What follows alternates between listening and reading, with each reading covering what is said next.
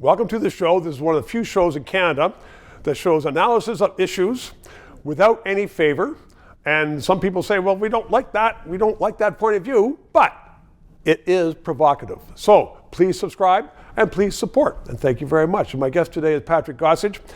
And you were on at the end of the year, and you told me after that show that you didn't feel as though I gave you the chance to talk about this media and Poilievre.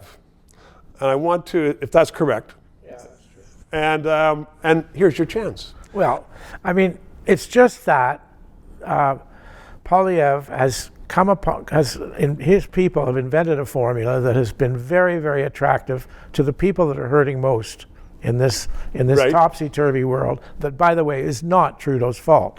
No, it's not all his fault. However, but he did make high expectations. Yeah. There are world problems, but some people would say Canada is worse than that. Well, anyway, so you know, But if Trudeau- it's unfounded, it wouldn't be good, would it? well, no, but Trudeau's point, which he made in his year-end interview, which I found quite compelling, is he says, listen, you can get lots of attention by shouting and blaming people and being outrageous, which Poilievre often is. And his 15-minute thing was, I think, the most amazing piece of work I've seen. This beautifully produced 15-minute rant, really, Right. by Poilievre. And here's a man with absolutely no policy, pretending he's ready to be Prime Minister of Canada. Now that is where the next election is going to hinge, for sure. But did not Wait, Trudeau... hang Go on, ahead. let me finish. Yes? People are now going to start looking at him and looking at what he's saying and realizing that he has no solutions to any of the problems. And in fact, today in Toronto, $500 million goes to housing. Trudeau's got the word that the federal government should be in housing, and it's actually helping people. The dental plan is actually putting money in people's pockets. If you're over 87. No. It's going to be applicable to anybody, to everybody, and and he says we're actually doing the hard work, which is true, to try and put money in people's pockets within our jurisdiction.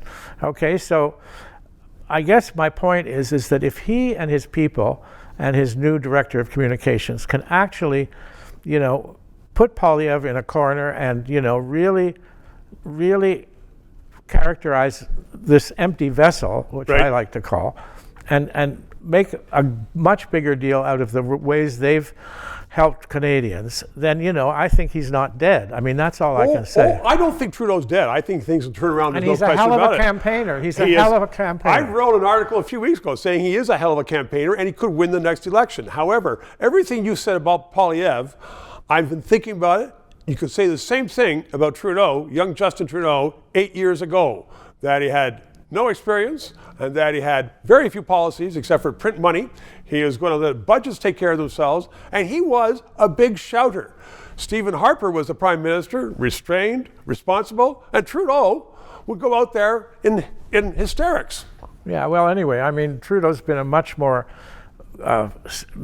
settled and mature politician recently, for sure. In fact, he's overscripted in my view. But there we go. I'm going to be overscripted. 3 minutes. Thank you. This show provides independent analysis of the issues. We are not paid by the government.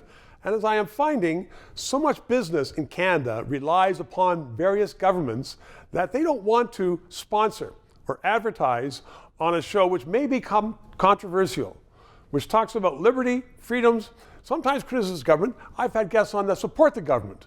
But people are saying, you know what? We don't want to bite the hand that feeds us, i.e. government, which is why I hope you'll subscribe and contribute to keep this show on the air.